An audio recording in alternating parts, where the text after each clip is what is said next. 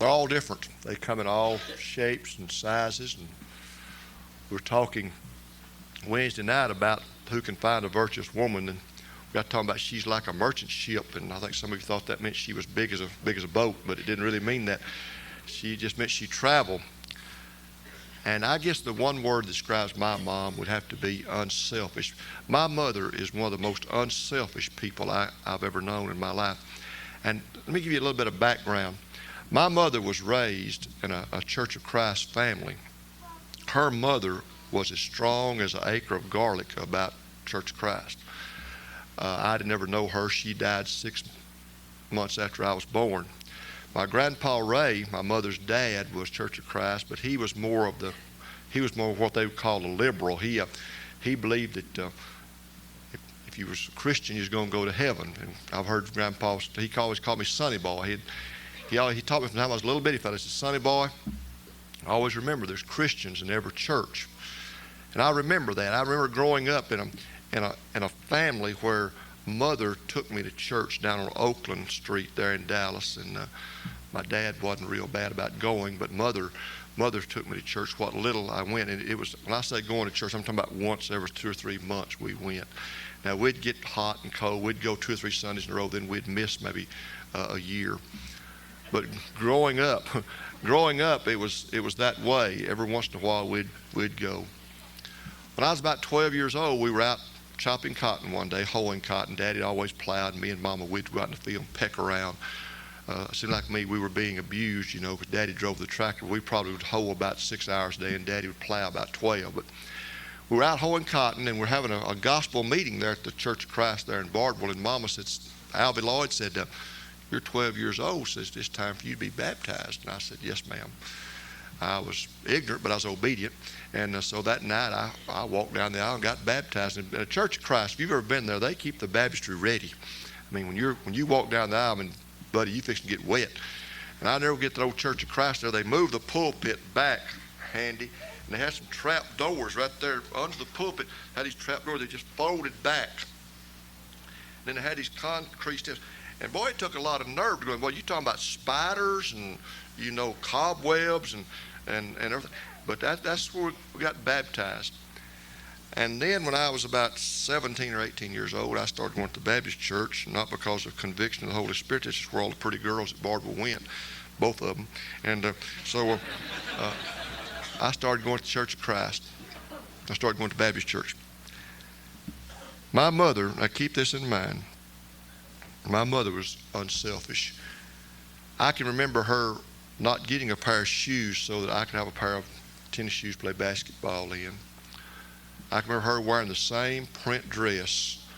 When Kenny was born, Grady, when my youngest brother was born, we were on the farm just barely struggling to get by. And I remember Mother wearing she just had one maternity dress that she wore. On every occasion, she wore that dress. She wore it all the time. If we went to church and she wore that. She just had one maternity dress, and she wore it. And I was junior in high school when he was born, and I remember I was ashamed of Mother being pregnant. There I was, a junior in high school, and she'd come to PTA meetings, and my mother was there. She was pregnant. Of course, she wasn't, but like 34 or 5 years old. But I thought she was an old woman, and. I remember that. And I remember when I surrendered to the ministry in the Baptist church. And I remember my mother being unselfish. She'd always say, son, I don't care where you go to church as long as you serve God. Kenny came along, 10 years younger than I am. He became a Baptist preacher. When I was 16 or 17, Grady was born, and Grady became a Baptist preacher. Here she is, raised in a staunch Church of Christ. And back in those days, now y'all don't realize this, but back in the old days, there was a lot of friction between Baptist and Church of Christ. I was raised Church of Christ, Jerry Clower, Rick Simpson, a bunch of y'all. Y'all know what I'm talking about. It's not that way now, but it was back in those days. But each one of us boys, just let Mom know we're going to be Baptist preachers. She'd always just smile and say, as long as you serve God. And she took a lot of ridicule. she'd go to church, and there was one old woman there in town, and I still don't like her, never did like her. She's dead and gone. I still don't like her memory, but she was one of these Church of Christ, and she drank like a fish. She was an alcoholic. She hid it, but everybody knew she drank. And I was over at the funeral home one day after I was pastoring here over at South Jefferson 1. And I walked in the funeral home, and there she was, and all of her, boy, she was pious, rich lady, very pious.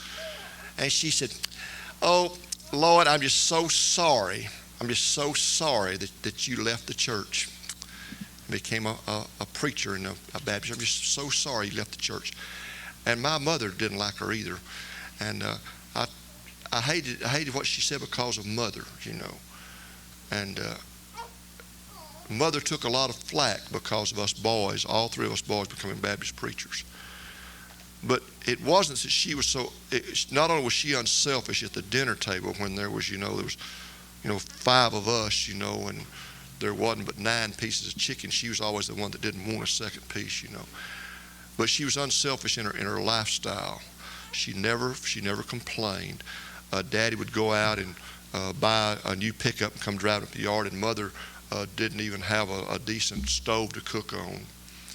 An old bathroom that's dilapidated till this day, and Daddy'd go out and buy a new car, and she'd just smile and go on. I know it hurt, but she was so unselfish. She never did say anything. And there are those qualities. And Mama's born in 1917, so she's 80 now. Her Mom and Daddy are getting up in years. But when Mother's gone, and when I put a white flower in this cross instead of a red one, I'll always remember her unselfishness. And I think that's just another word for love. I think every one of you stood this morning and said something, but really the one word was love. Unselfish, kind, free-hearted. And I appreciate what Brian said. And some of y'all probably didn't hear what he said. He said to tell one word that describes your mother. He said crazy. And but you'd have to know Brian's and Paula's relationship. And she knew what he meant, and I knew what she meant. He loves her with all of his heart. And she is crazy. He was just telling the truth. I mean, I love Brian. He always tells the truth. But I guarantee you now, I'm serious about this. I wouldn't have missed Paula for anything. But if Paula was to describe her mother, she would probably say crazy. I knew her, but she was crazy good. Love people. But she just do things, just tear you up, making you laugh. And that's good to have a sense of humor. And I know that a lot of your mothers do. My mother has a real dry sense of humor. And Mother is one of these kind of people. And I realize I'm being taped. That's the reason I'm trying to pick my words this morning. Mama get a hold of this tape and kill me. But Mother's those kind of people. Every once in a while she just says something off the wall. I mean, just off the wall. We were sitting there one night and talking about things that, have happened. Grady and Kenny and I, we give Mama a fit when we get together. Grady will say, "Well, Lord, I guess you noticed Mama made a chocolate pie." I said, "Yeah, I noticed that. I don't even like chocolate pie." He's all, "Well, Kenny's here. And Mama, "Oh, now don't." And I said, "Well, I guess you noticed, she had fried chicken. She knows, Kenny, you know how she is about Grady. He's always been her favorite, Kenny said, "Yeah, I noticed that, but she didn't fix roast like I." "Mama, Mom, don't, boys, don't. We just aggravate her like we did the story about the ice down at the camp when we told that guard she stole that ice from that motel. And we're always doing something, and she expects that. But Mama has to have something to say too. So we're talking there one night, and all us boys were there, and Daddy don't get in on this. He sits over and grins. And Mama said, I walked out in the yard the other day and said, Miss Farmer's been dead for 10 or 12 years. She said, but I would have almost sworn I saw Miss Farmer standing at the end of that house. I just saw her. So we all said, yeah, okay. So in a minute, she said, she got a calendar on the wall over there. It hangs in a little knick-knack. And it's got a little canoe thing looking. And she said, I want y'all to look up there. She said, y'all just glance at that. Said that knick-knack up there. Said, can y'all just glance at that? Do y'all see a man in a canoe fishing? I said, no. And Grady said, if Miss Farmer's with him, I'm out of here.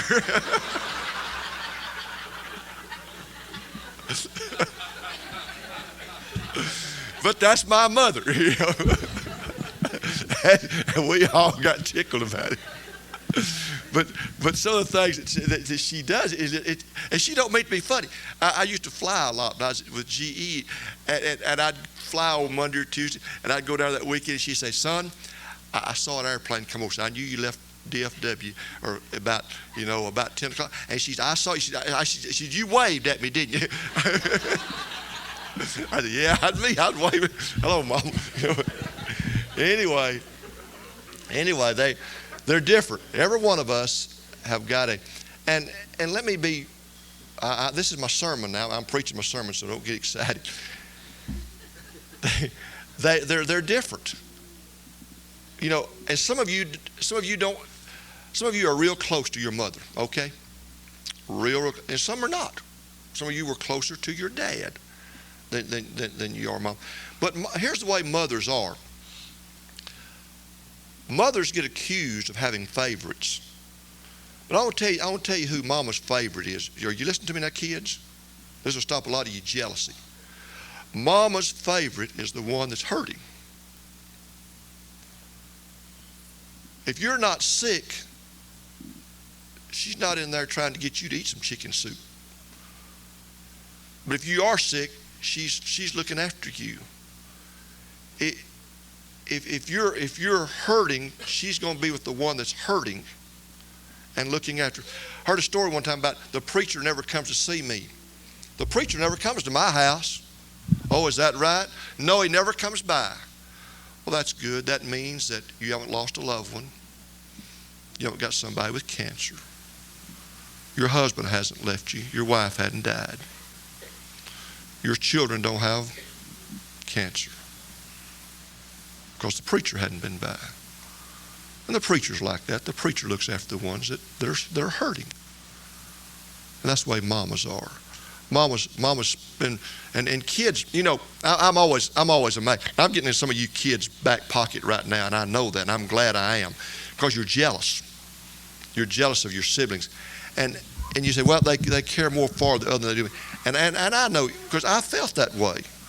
I mean, I always knew that Kenny was Mama's favorite. I mean, there's no doubt about that. I mean, I always wanted a guitar, and they bought him one. He didn't want a blooming guitar, but they bought him one and gave it to him. And Grady and I never did get over that. We still bring it. Every Christmas, we used to bring that up, you know. Grady said, well, I never did get a guitar, Lloyd. No, I never did either, but Kenny got one, you know. Oh, Kenny, of course, he can play and he can sing. I don't know why I need a guitar anyway. I griped about it until Pat bought me one. It's been there in the case, and I've got one. But he's a good Yamaha guitar. I got one. I can't play it, but I got one, you know. But Mother was always there. I remember when I had my tonsils taken out as a little guy about 5 years old. The doctor didn't get them all and had to go back about 2 years later and get them taken out again. Having your tonsils taken out is not a big thing the first time. But that second time, you know how sore your throat's going to be. And I never will forget Mama making me some soup. She took steak and boiled little steak cubes and put some potatoes, something, made some kind of a little broth so I could eat. But I never will get there. They say, well, it wasn't important. If it wasn't important, why do I remember it 54 years ago? But I still remember that bowl of soup, and all it was just clear broth. But that was the best tasting stuff I ever ate in my life, you know. I remember Mom making that for me. I can remember Mama sewing up my blue jeans. I can remember Mama wearing those old shoes that had the heels run over. I can remember wearing that same old maternity dress over and over. Why? Because she was unselfish. And she loved us boys. And she loves us all the same. Now, there's no doubt in my mind that Kenny, Grady, and I, she'd die for any one of us. She loves us all the same. She probably spent more time maybe with one than she has the other. But a lot of that is our fault. But that unselfish love. I want to tell you about another mother this morning. And I want you to think about it. You don't have to even turn the Bible with me if you don't want to. I'm not going to read that much. It's just a mother that, y'all have heard me preach 25 Mother's Day sermons. And after a while, I run out of stuff to preach on. And so this morning I want to preach, and I probably have preached this before. Brother J.B. Clausen, he cheats. He writes down out there in the margin of his Bible what I preach on, you know. And I don't like people to do that kind of stuff. Hope he loses his Bible. That way If you leave it down in church, I'm going to steal it and throw it away. But anyway, seriously, I probably have preached on this several times, seriously. And I don't mind Brother J.B. putting that inside of his Bible. If he wants to do that, that's his business. I'll preach on an unselfish mother called the Shunammite woman this morning. It's in 2 Kings chapter 4 if you want to turn there. If you don't, just listen to me. It says there was a woman in the Bible, and she was the Bible says, verse 1, now there was I'm sorry, verse 8. I said verse 8 a while ago and I got mixed up. 2 Kings 4:8.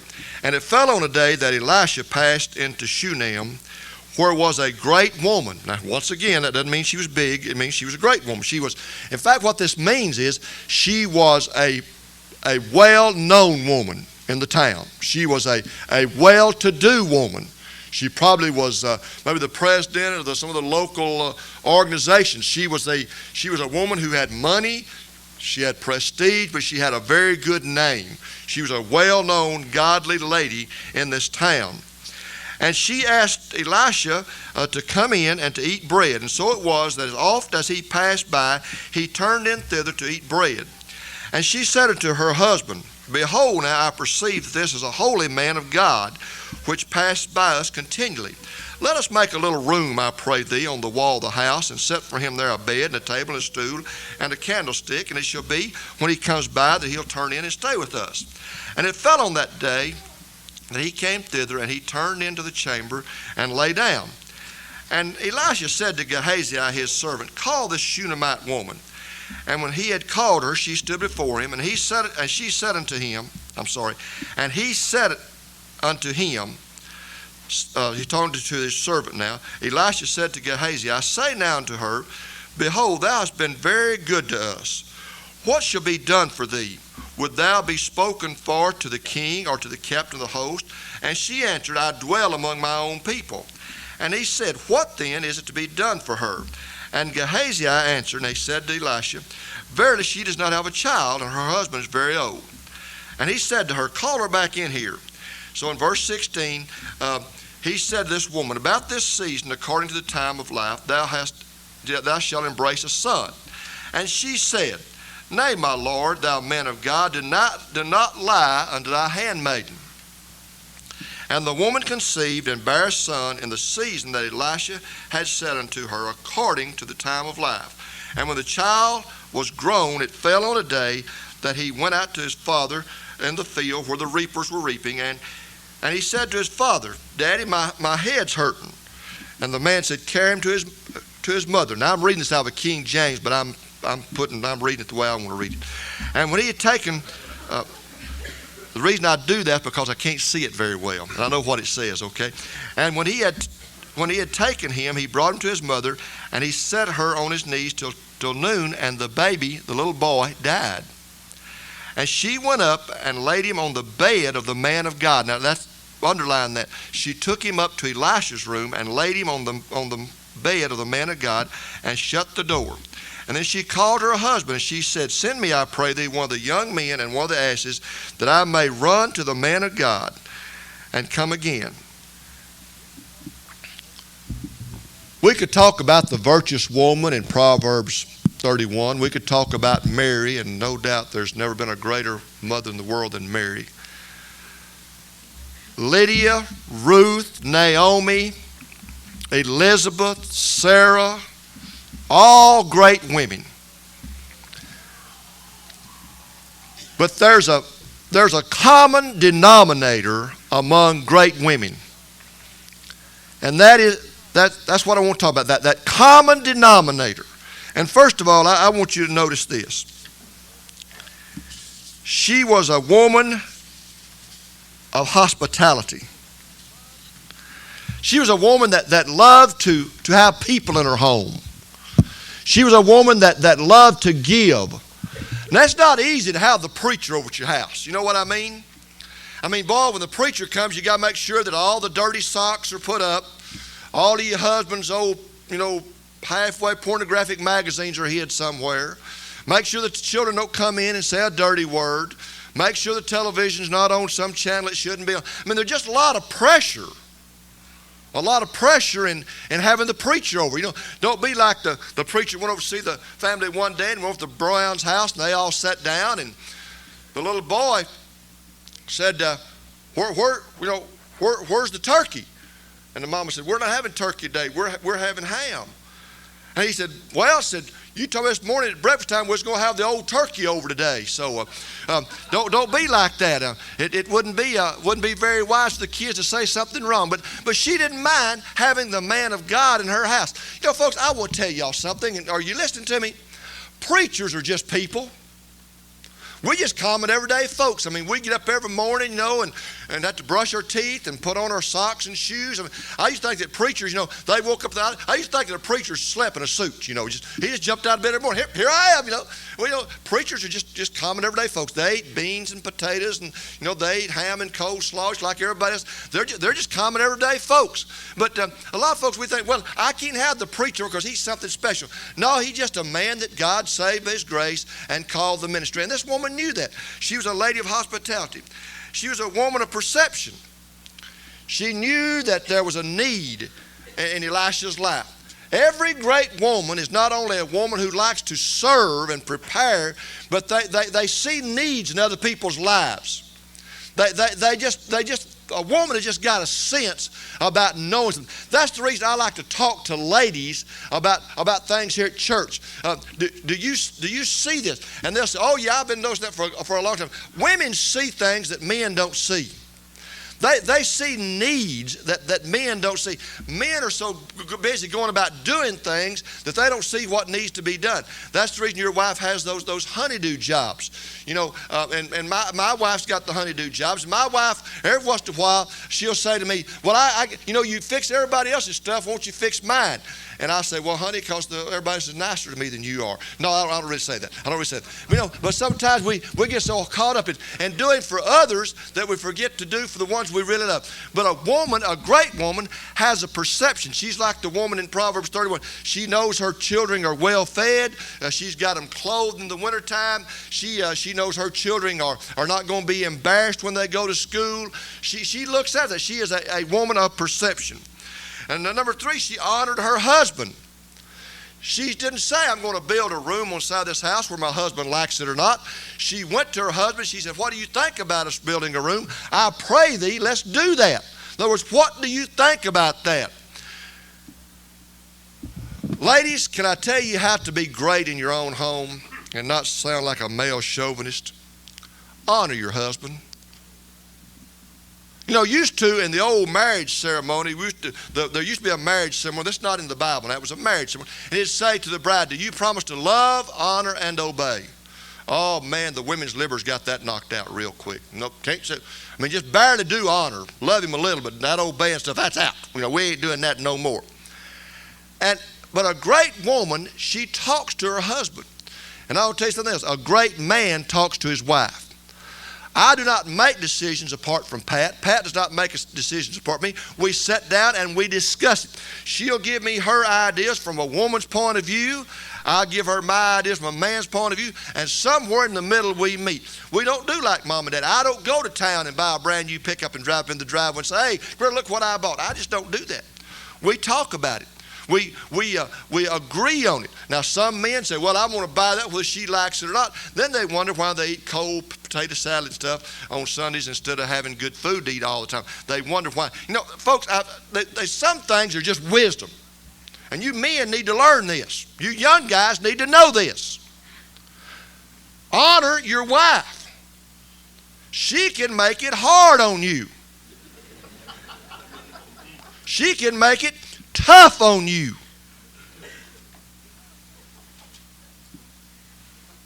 I can always tell poor people from rich people. I don't care how much money you got. I can always tell poor people, especially from around them when they dress. How many of you men remember the first belt you ever got that hadn't been cut off and the holes punched it where your daddy wore it out? I've been there. You see poor people that raised on the farm, where you can throw a chicken through the side of the wall and you watch the chickens eat. When they get their underwear out of the drawer, they don't just put them on. Shake them. Stinging scorpions, brother, stinging scorpions.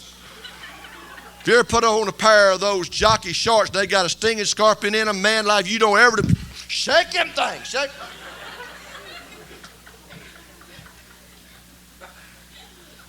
I mean, y'all been there where you had stinging scorpion. Have you ever stepped out of bed and stepped on stinging scorpion? Isn't that fun? Like getting stuck now with a sharp stick. I mean, it just doesn't feel very good.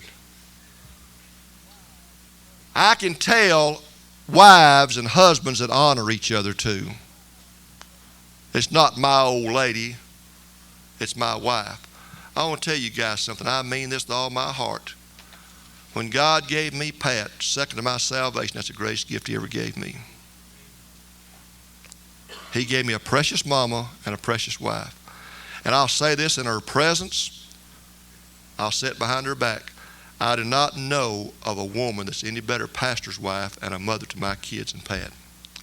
She has been almost a perfect pastor's wife. She's took flack, she's took criticism, she's seen her husband kicked, she's seen her husband hurt, but she's never made a ripple in the church that I pastored in 25 years. I thank God for her. She honors me, but she honors me because I honor her. She's my wife. She's the queen. She says, I'm the king, and we get along very well that way. This woman was great because she honored her husband. Wives, I want to tell you something. If you go around belittling your husband and telling everybody how sorry and no good he is and he can't do nothing, I'll tell you what, don't be surprised when somebody else comes along and takes him away from you. Now that's bottom line. You honor him, and you husbands honor your wife. Number 4, point number 4 is, as David Stark said, big point number 4, verse 13 is, she was satisfied with what she had. Elisha said, what do you want? And she said, I don't want anything. I'm among my own people. And here again, I'm getting in the pew with you. If you think I'm talking to you, I probably am. I see wives that are never happy with anything they've got. You go out and buy them a brand new 1997, 1998 Lincoln Town car with every button and bell they put on it, and bring it home, and she'd look at it, and she says, well, I see something wrong with it. Look at that. There's a rock in one of those tires in the tread. They wouldn't be happy. Always wanting, this house is not big enough. We don't have enough land. This house is not fast. And I've seen husbands that work their, now this makes me mad, work their silly selves in the grave, and she brings some sorry, no good, lazy dude in there as her next husband, and he comes in and takes advantage of all the other guy worked and scraped and wore his hands out building. And I'll tell you something, ladies, that ain't right. Be happy with what you've got. Be satisfied with what you've got. Be happy with what he's provided. Don't work him to death. I think some women think their husband's a mule. Get him up early, work him hard, put him to bed wet, and that's it.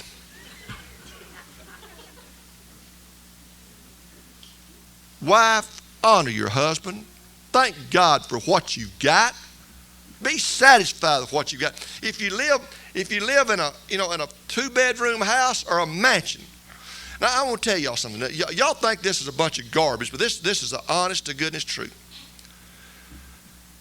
There's 2 houses on the right between here and Sulphur Springs. One of them is the old Lowry house, and Miss J.B. Wells building another, and they're good people.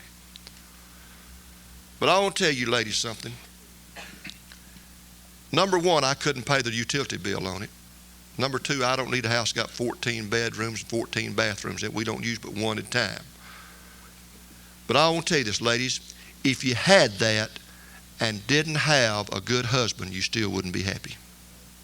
So which is most important? A good husband or things? You need to make up your mind about it. Are you looking for a good husband, or are you looking for a house? Are you looking for prestige in town? You're looking to be the president of something that's not going to make you happy. I'll tell you what's going to make you happy. It's a good husband and some loving children, and having them all around the dinner table laughing and talking. That's happiness. That's what it's all about. She was satisfied with what she had. She didn't ask for anything. And here's where I want to wind up. I'm past time, I'm sorry.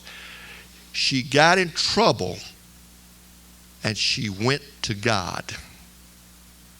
This baby got sick. She ran to Elisha, and this baby you gave me has died. And I didn't ask for him, but you gave him to me, and God did, and you blessed. Now he's died. And Elisha went back, found him laying on his bed. Elisha went in there and revived him, and the little boy came back to life. Now that's what the Bible says, and I believe it. But a good woman, a godly woman, is a woman that knows to go to God in behalf of her family. I cannot tell you the hours that my mother spent praying for me. I cannot tell you the hours that my wife has spent praying for our kids. But a godly woman is a woman that loves hospitality. She has perception. She honors her husband. She's satisfied with what she's got, and she goes to God for her needs. That's a godly woman. Goes to God for her husband and goes to God for her children. Let's stand and bow our heads.